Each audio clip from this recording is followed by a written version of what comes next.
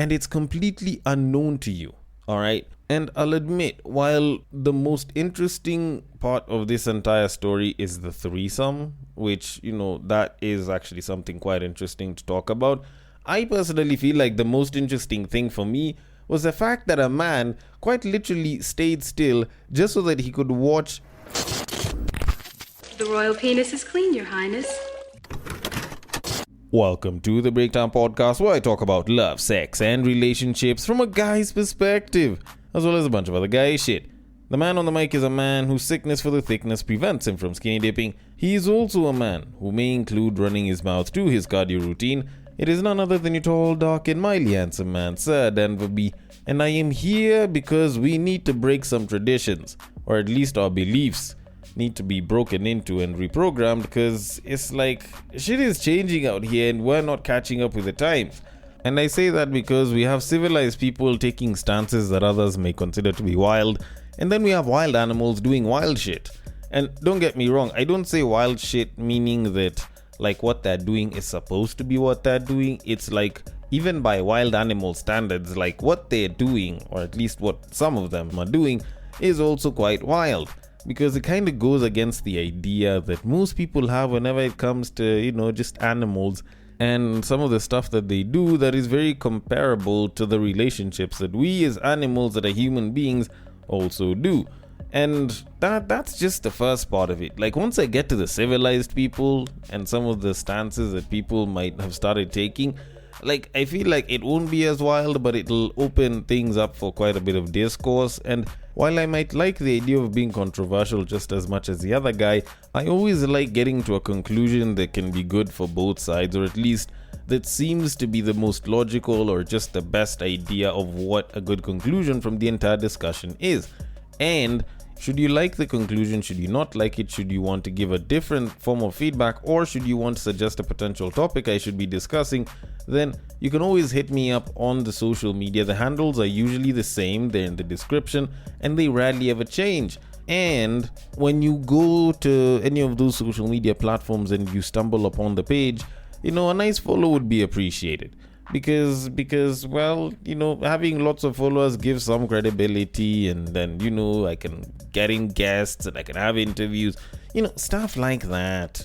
And of course there's some of the other things that it usually comes with, but I don't even care all that much about that. Like, I care about giving the podcast more credibility, so that as it grows, people want to hop onto the podcast and give their views, their feedback, and like, not just anyone, but like actual professionals, people that speak on certain subjects that I believe would be very instrumental to adding to some of these conversations.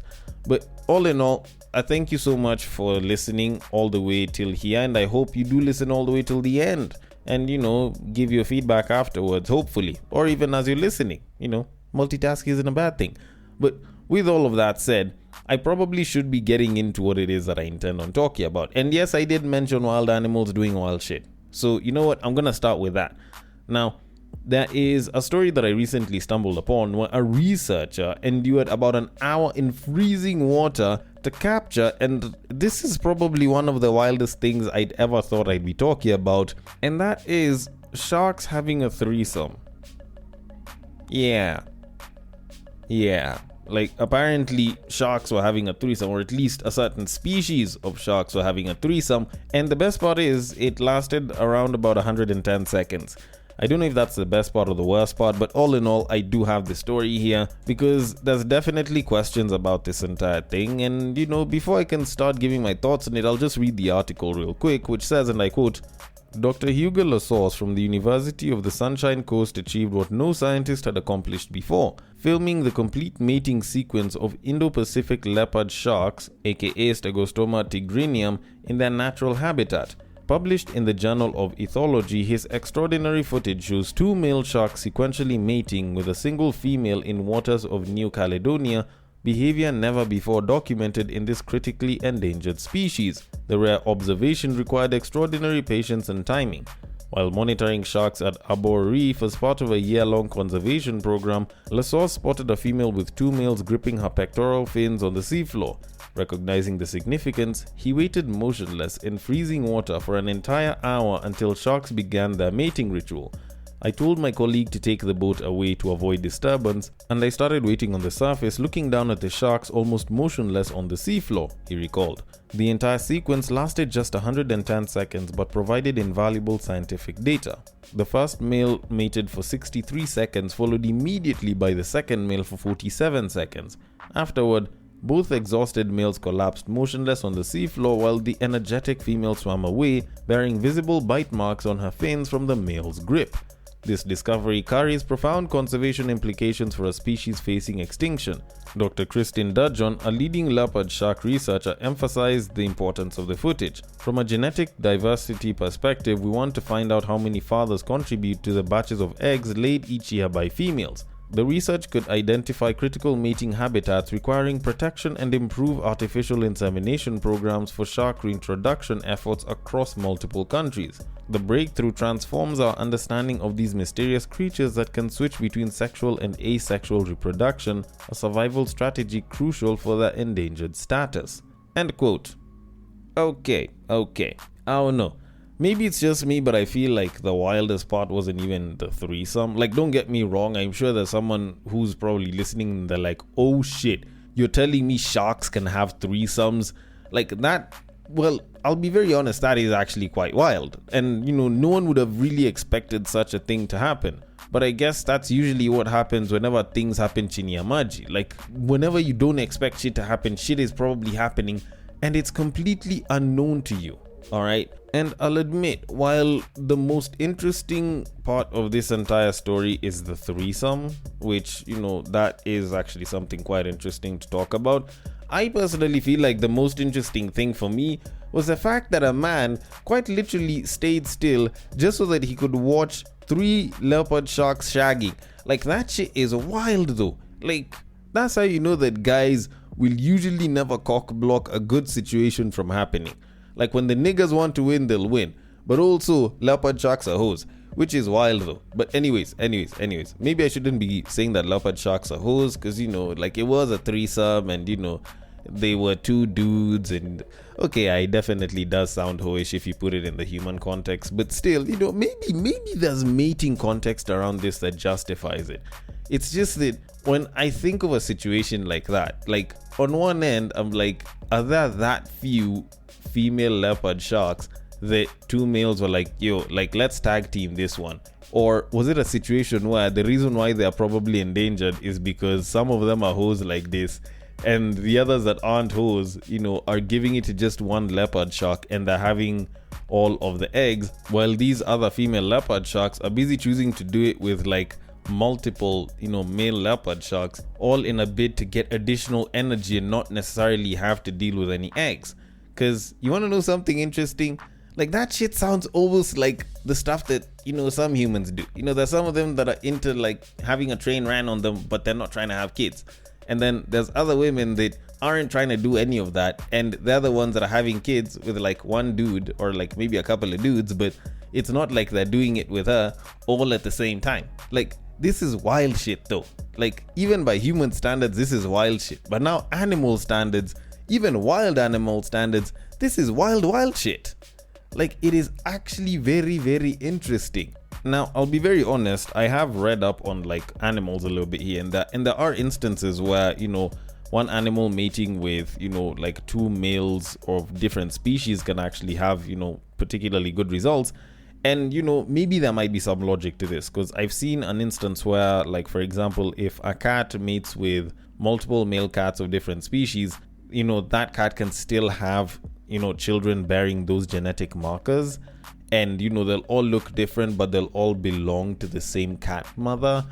And, maybe it's a case of that. Maybe it's a case of, may the most superior genes win. Or, there's not that many females. Let me just, carry most of the eggs and I'll just deliver them. And the ones with the best genetics will probably make for like the next best, generation of leopard sharks. If I was to think about it in a way that would justify such quote-unquote behavior, that would probably be the closest reason why.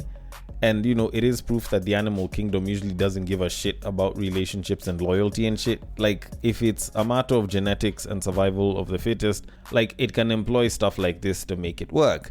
And I don't know, like, I find a situation like this super interesting, and when I see it happen, or at least when I hear about it, when I see stuff like this happen, it does kind of remind you that there's definitely wild shit that can happen. And I'd be very curious to know if like that female leopard shark will give birth to like different types of leopard sharks and shit because it's gotten it from two males, and see how that entire thing unfolds. But I guess I might be forced to subscribe to It's Only Sharks, since it didn't mind being filmed having a threesome. But then again, maybe that's just me. Maybe I'm discriminating it. But you'll never really know unless you subscribe to The Only Sharks. But anyways, all that said and done, I need to leave that there and move it on to our main topic of this episode, which involves me discussing the idea of the date, which is just odd. Like, if there's a discussion that I feel like has gone on for so long, at this point I feel like it's been going on for maybe about 4 or 5 years. It's the idea of dates and who's paying for the date. And don't get me wrong, it's not like I don't agree with most of you who are like, okay, why do we have to discuss this again and again? Because this is just an ever constant debate that's been going on. Even for me, I flip-flopped around it a couple of different times. I've been on the side of going Dutch. I've been on the side of the guy should pay for the date. I've also been on the side of the woman should pay for the date. And it's been this long-running debate that's kind of been there for a while. But the funniest part about it is, even though most of us would like to drop it and just kind of leave it be, some people want to continue it. And I have an instance where a lady mentioned going for a singles event, and that kind of being something that triggered her quite a bit because of how people reacted. Not necessarily a debate on who is supposed to pay for the date, but rather something that she felt was pretty off. And according to her, the bar is in hell, and men don't want to court anymore. And I'd like to say a lot more regarding this, but instead of doing that, I feel like it would be better if I just let the clip play, then I give my thoughts on it instead. And I think I'll just do that because it's just simpler. And I'll just let the clip play. So without further ado, men don't want to court anymore. Men don't want to court anymore. And here's why. We're cooked. I don't actually have the answer, but what I will say is, that singles event I went to the other night, the organizer ended up playing a game with all of the singles who attended, and the game was Swipe or Savage. I don't remember what it was called, but basically he made a statement, something related to dating, and then you could either go on the side of the room where you agree, disagree, or you're neutral. And so one of the statements he made was, men should always pay on the first date. Me, being the girl that I am, I think that men should pay for every date, but that's not a conversation I'm ready to have on the internet yet. I went on the side of agree. I do think men should pay on the first date. And it was me and one other woman and one other man. All the other men and women ended up being on the disagree side. And I was like, where are the cameras? In what world are we dating where a man doesn't pick up the tab? At the very least, on the first date, this older gentleman, and you'd think because he's older, he would have like a more traditional view of things. But he basically said, oh, this tradition dates back to when women didn't have employment or any sort of financial independence, and men had the money, they controlled the finances. So of course, when they were courting a woman or taking her out on a chaperoned evening or whatever, of course he would pay for everything because he was the only one with money. And he said, nowadays, women have jobs and they have homes and they have cars. If we're going on a date, why would I pay for anything when we both have our own money? I don't have the bandwidth to explain why that bothers me, but no matter the age, no matter the generation, the bar is in hell. We're seriously, out of the pot and into the frying pan, or whatever they say. I think I'm going to be single for the rest of my life. Okay.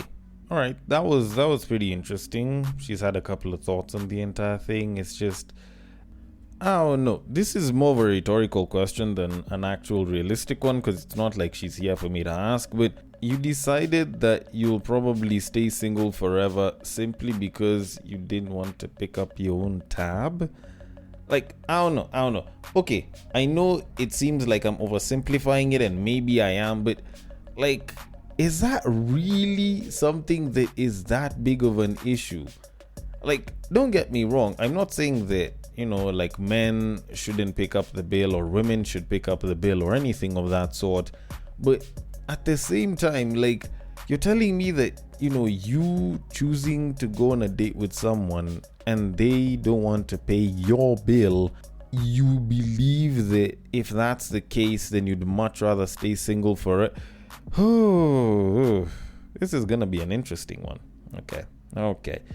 Like, it's actually quite wild. And yes, I know this is one of those things where, like, too many women would literally hear me talking about this and be like, no, Denver, it's a man's role, and at least on the first date it should be the man paying, blah blah blah.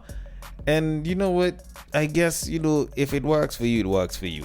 Even some men might be on that side, and if it works for you, it works for you. I'm not saying whether I'm on, like, the going Dutch or the man should pay side, but if it works for you, it works for you, whichever side you choose. All right.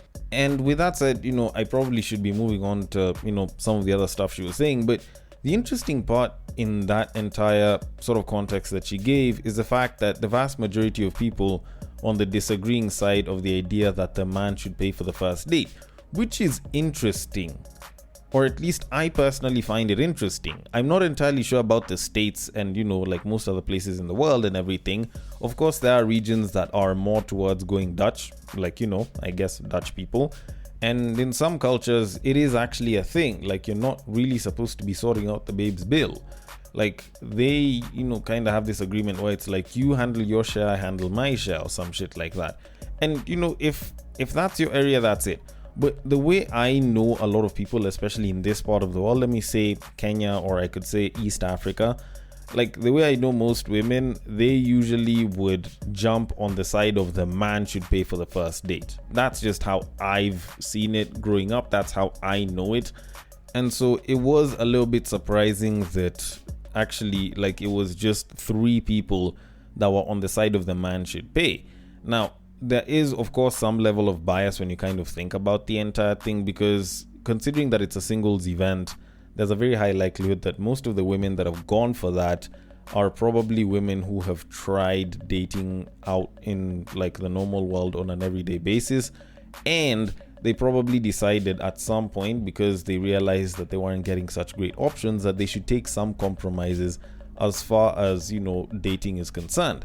And like I said around about the conclusion of the last episode, where I was discussing whether you're single by choice or by circumstance, a pretty good part of the reason why a lot of y'all are single by choice is because you guys aren't making certain compromises. So if you want to increase your chances of not being single by choice, maybe making some compromises might actually put you in that direction where, you aren't as single, or at least you aren't single anymore.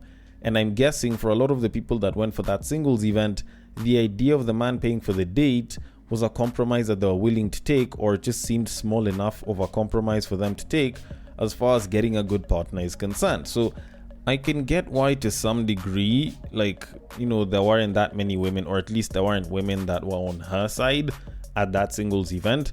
Because, at the end of the day, people can talk about being traditional, and people can talk about, I want a man to do this, this, and this for me.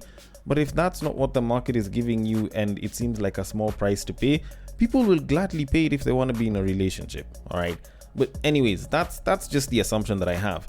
But with all of that said, is the bar really in hell because some men don't want to pay on the first date? I wouldn't really say so.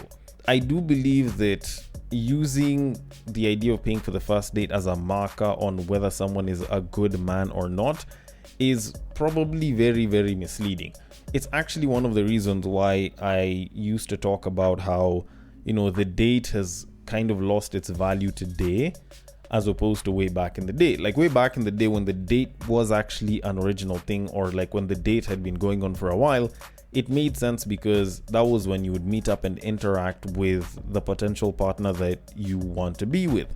And it made sense back then, but in today's day and age where communication is quite literally a few seconds and an internet connection away, it kind of mostly defeats the purpose. Plus also, people have realized how to fake most of the elements that would make you look good on a date.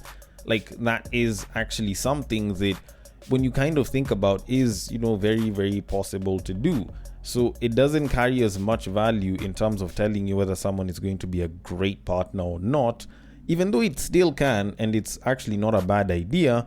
There are some things that will not carry as much value today as they did back in the day. Also, when you think about the idea of the bar being in hell because men don't want to pay, or men are okay with not paying for the first date, I think it's a little bit of an overstep, and it is more of a cultural issue or a refusal to move with the times, as opposed to it actually being something that determines much of anything as far as relationships go. And I can say this because of a fact that I know will piss off quite a number of women, and maybe even some guys, but I believe it'll mostly be the women that might look at me a little bit differently, or might think a little bit differently of me when I say it, even though it is actually the truth. And it's a very unpopular take, and I don't know if anyone has ever really addressed it, but to be completely honest, logically speaking, there is little to no reason for a man to be handling the entire cost of a date in today's day and age. Like, there actually isn't real logic behind any of it, alright? And it's something that's gonna piss someone off, but when you kind of think about it, whatever the hell she was saying about the older guy, speaking about how, dates back in the day were during a time where women weren't making much, blah, blah, blah.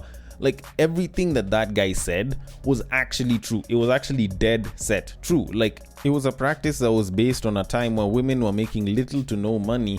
And because of that, and the fact that men were the ones that had the financial power, and men were the ones who were working and making, like a full-on living wage, they were the ones that were supporting the family almost completely, they would be the ones that would end up sorting out the bill. So it made sense back then.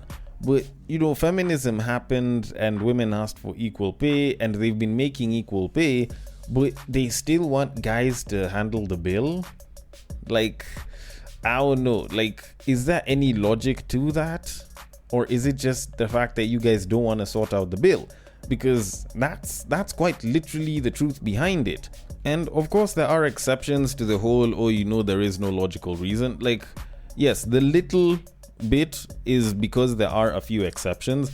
So, like, for example, if the man earns significantly more, and it is very easily shown that the man earns significantly more, then yeah, it would be a very nice gesture if he was the one to sort out the bill. Because, if he intends on taking care of this woman and he's making significantly more, it makes sense to do that because it has a lower hit to his, disposable income as opposed to the woman's. Then there's also the instance of if it's a transactional sort of relationship and it's known between both parties. Like, for example, if the guy knows that he's busy paying for all of this shit because he's gonna lay pipe, and this babe basically asked for all of those things because she knows that this guy wants pipe, and she's only going to give it to him if, he like takes out and pampers her a little bit, then it makes sense, alright? That one makes complete sense, and, it's kind of like willing buyer, willing seller in that instance. Then also, if he offered to do something that's beyond the woman's spending capacity or disposable income, or even just income, then yeah, let him be the one to sort it out, because clearly he wanted to do that. She was like, okay, that's a little beyond my wheelhouse, and he's like, no, it's fine, I'll even cover the cost. Like, if it's an instance like that, then it makes complete sense. But the whole thing of, because you're a man, you're supposed to pay the bill, like, there isn't any real logic behind it in today's day and age. And don't get me wrong, like, I'm not saying this so that men should stop paying for dates. Like, at the end of the day, relationships are rarely ever governed by pure logic. Otherwise, those relationships would be boring as shit. Like, there is some level of desire, there is some level of want, and there's some level of irrationality that exists in relationships that makes relationships sweet and makes relationships work. All I'm saying is, whenever women come up and they start trying to defend the fact that they want men to pay for dates, I normally just hear a bunch of them talk and they try to justify that shit so many different ways. And most of the time, those arguments are absolute garbage. And it's just that I don't have enough time to talk about it right here, right now. Maybe in the next episode, because I think this woman released a part 2 of this video where she went into the reasons why. And honestly, like, I'd probably want like an entire episode, or I'd probably want at least a section of an episode where I can discuss this, not necessarily when I'm getting towards the end of this entire discussion. Because I think the bigger issue here is that we have women who've become empowered. Like, women are earning good money now. Like, women are earning roughly about the same, sometimes even more than men. And there's this expectation that men should pay. And, you know, there's this entire thing of, oh, you know, if a woman is paying for everything, then she'll disrespect the man. And while I can get that, yes, maybe it's trying to prevent such a thing from happening, doesn't it seem a little bit odd that a man basically has to sort out bills and be a provider just so that he can be respected? Like, it's actually a very wild thing. Mind you, we're at a day and age where costs can be split, where, you know, savings and spending and investments can be done between two people, and they can build a massive financial portfolio and still enjoy the shits out of life if they combine incomes.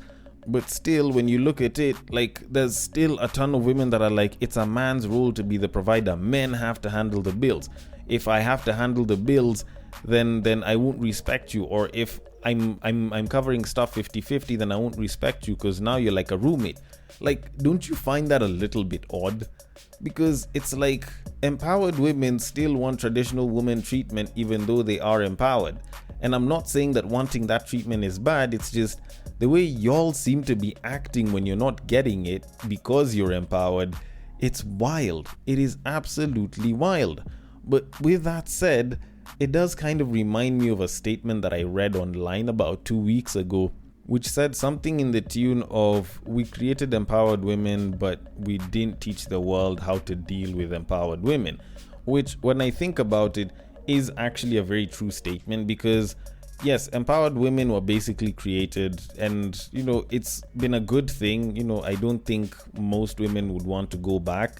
And, you know, it's amazing that a lot of women have become empowered, but they are living in a world expecting that they'll still be treated to some level like traditional women, and society and the world is basically still trying to, you know, be traditional to them, which hasn't worked out all that great in some aspects as well as others. And the hope is that one side caves in as well as the other, because, you know, we want empowered women on this end, but, you know, these empowered women want to be treated like traditional women to some degree on this end. Or you find that, you know, like, they'll want to take away the empowered woman and make them more traditional, but it's not like the empowered woman wants to stop being empowered. So it's almost like we're at a bit of an impasse when it comes to some issues as well as others. But all in all, like, empowered women right now are relying on tradition to hold this up, and it's not really something that we'd want to admit, but I feel like it's something that we probably should.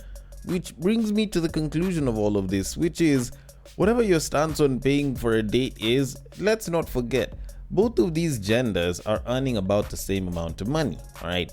So understand why you'd want to stick to one side of this or the other and stand by it, but don't flip-flop around trying to justify shit using logic that doesn't fucking exist. Or maybe some of this logic actually does exist. Maybe it does. And maybe I'm wrong, and maybe I haven't fully understood this, and, you know, maybe I'm just chatting a bunch of shit. Either way, I want your thoughts on it. The DMs are open. On IG, it is at the breaktime_podcast. On Facebook, it is at the breaktime podcast. On X, it is at bagakthed. And on Bluesky, it is at the breaktimepod.bsky.social. Thank you so much for listening all the way till the end of this episode, which I might actually even continue the part 2 on this entire thing next time. But either way, I will catch you guys on the next break. But what I believe is that if you put a pastor and a prostitute in one room, one is likely to convert the other.